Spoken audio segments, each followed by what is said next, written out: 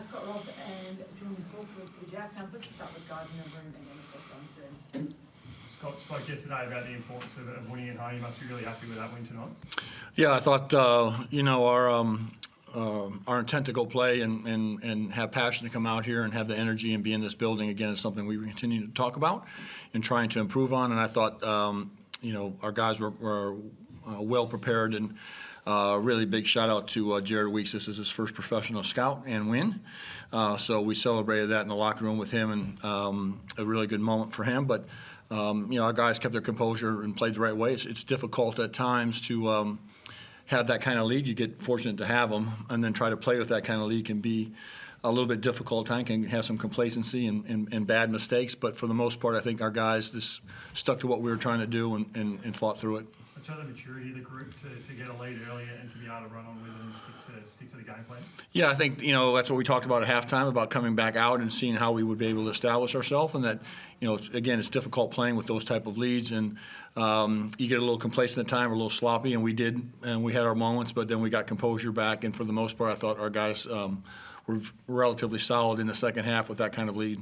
No doubt, once again, really happy defensively, under 73 points again, but to score 103 yourself, you must be really happy with the offensive side of the game tonight. Yeah, I think 73 is probably a little bit. It's nice, obviously, but it's probably not the realm that the most games are going to be in. But our sweet spot is in the high 70s and 80s defensively for us, and so they followed the scout, they locked into what we were trying to do, and for the most part, we're pretty much on point. And then our offense. Himself and Milt, they create a lot of shots for guys, and I think, like I said, in the beginning of the season, we've improved our shooting around a little bit better, and it's giving us some room to get into the paint and cause some problems. Talk about Jordon. I thought it was his best game tonight, along with Marcus. You must be really happy with the way both he and Marcus have fitted into this side. Yeah, I mean, they've both been fantastic from day one. They're incredible people. It's one of the number one reason why we brought them in. They're talented guys to play basketball, but we're very much about finding the right kind of people and the right kind of chemistry to fit with our guys. He's a perfect example. Just keeps his nose clean and just gets after people and just plays the right way and never really affected by very much. And he's changed his role a little bit. Obviously, in 2 years in Turkey, he led the league in scoring, and he's changed his mode slightly to be here. We want him to be aggressive, but he's been very, very good on the defensive end also, and causing a lot of problems there. And then Marcus had his best game with us so far, and that's kind of what we're looking for, 20, 25 minutes of him, of just that kind of impactful play. And then we'll manufacture rest through Fab, or if Magne comes back, or Jared Bairstow. Jordan, you must have been really happy, both personally, mate, and from a team perspective, to play like that tonight. Yeah, it was good. We always talk about worrying about ourselves and doing the defensive stuff and trying to defend the island, and that's the biggest thing when we go into these games, is focus on what we do as a team and getting better. I feel like you're really starting to gel. You played some good basketball, obviously, but tonight your best game. You thought you're really starting to feel comfortable within the squad? Yeah, I'm just taking it day by day and just trying to work on whatever the team needs at the time. That's what I'm here to do, just to help out. And, everybody's been lifting me up and trying to fit me into the right spots, and I'm just enjoying it. Scott sort of mentioned your role's changed a bit from Turkey. How's it changed? When you got a guy like Milton Doyle on a team, it's a lot easier. He can hit big shots, make big plays. So I'm playing off of him, and, I can focus more on the defensive end and getting after guys, picking up full court. So, yeah. Yeah, so I just got as well, what have you made of Milton's start to the season? Yeah, I mean, he's been, really solid. Again, I can't say enough about him just as a person, and his calmness and his way that he handles our group, and our guys really respond off of him.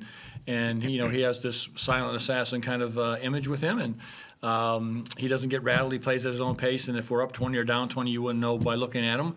And I think that calmness carries over to the players, that allows them to go and do their thing. And he really empowers our players also. He's very much about, hey, I gave you a ball, you should have shot that one, as opposed to yelling or trying to, be a macho guy out there of some sort. He's very much about empowering our players. And again, the three imports that we have here are high-level guys. That's the number one thing for me. They're good basketball players, but they're just high-level people. It surprised you a bit, how casually good he is, I guess. There's some shots out there you think he just sort of seems to pull.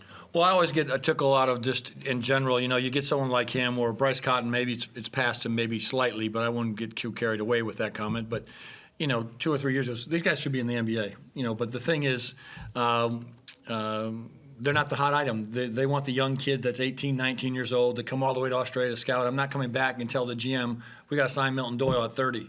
They're just not doing that. But he can play in the NBA. There's no question about it. There's multiple guys over here that can play in the NBA at their age, but they don't get a chance because everyone wants the hot new toy. And it's unfortunate. It's great for us. And we saw what we believed was a really good basketball player. He proved it last year, and to have him for 2 more years is obviously really, really exciting for us and just our group. Jordan, second straight game out in front of that crowd, mate. You must, I guess, love playing out in front of the home crowd. Yeah, it's amazing. They show so much support off the court, on the court.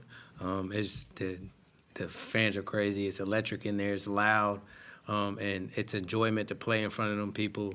And they're coming from all over Tassie. You got people that are driving 2 hours coming up from up north. So it's an honor to play for them.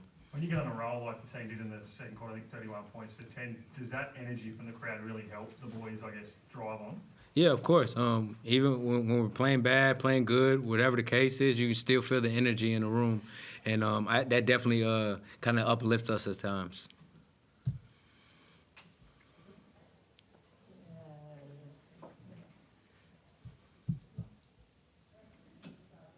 Chris Park, did you have anything? Just a couple of quick ones. Scott, Juk Deng, we know what a capable offensive player he is. We've seen it for a long time in this league. But for him to come in, I think 16 minutes, 14 points, and to be an extra offensive threat for you, I'm sure that's why you signed him. Well, yeah, I obviously, I've always liked him. My first year in Perth when he was with Cairns, I thought he was very good back then, and he's a shot maker. And the good news is no one wanted him except the JackJumpers. And he's a piece of gold that we have, and he fits into the exact style, a family guy, grounded, loves what he does, wanted a second chance, another opportunity to come back and prove people wrong that bypassed on him. And he fits our group fantastically. And I can't say enough good things about him, Junior and Jim, the 3 that we've added. But in his case, he's got a skill set, and he's got size and length and can shoot, and he fits beautifully with our group. And we'll continue to obviously explore things with him on the floor offensively, and he has length enough to guard. And I'm glad 9 other teams bypassed on him.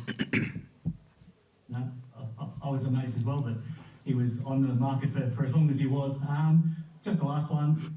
Short turnaround now to play the Phoenix on Saturday. What are your thoughts on them? Chris, you know better, but we haven't talked about them, and Jordan will agree. We haven't talked about them at all. And we'll fly tomorrow, and we'll have dinner, and we'll recap this game that we just got done with. And then the evening we'll do personnel and start to move towards the Phoenix game. And then Sunday we'll go have our shoot around. Saturday and go have our shoot around, and we'll be ready to go. We, as you know, step-by-step process. And, again, every team here is capable of beating you. There's multiple players in this league that if they get hot, they can beat you. You go on the road. You just never know what can transpire. And I think, again, the steadiness and the calmness and being able to hopefully maintain some defensive stability gives us chances on the road to win. And we'll just try our best on the road. Thanks, guys. Thanks, guys. Jordan, want to give a quick shout out? It's cool and all. I like to talk about the game, but I think we got bigger things going on in the world. What's going on in Israel is, unfortunate. No matter what religion you are, what race you are, we need to all come together. It's about peace. And tonight, if you can say an extra prayer for those people losing innocent lives, it's bigger than basketball. And if I can have this platform to just speak out, to lift up somebody and lift up our prayers to help somebody else. So, Thanks.